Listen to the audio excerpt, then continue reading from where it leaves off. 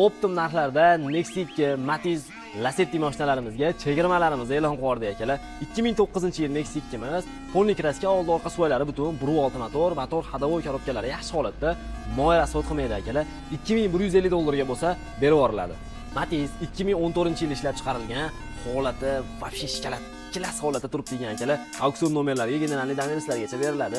25% atrofida kraskasi bor. 2014 halol probeglari ham 300 ming kilometr bo'libdi akalar. Motor hadovoy ishi yo'q, yo'q rasxod qilmaydi, yurishlari ham chotka holatda. 3050 dollarga bo'lsa berib yuboriladi 2014. Lacetti 2005-yil ishlab chiqarilgan, koreyskiy variantlardan bo'ladi. 15-20% atrofida mayda petnolari bor, oldi orqa suvaylari zavodskiy pechat holatda turibdi. Motor hadovoy korobkada umuman ishlari yo'q.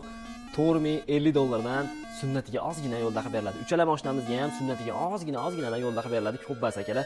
Har bittasini alohida videosi profilda bor akalar. Nomerni pastda qoldirdim, bemalol aloqaga chiqaverasizlar.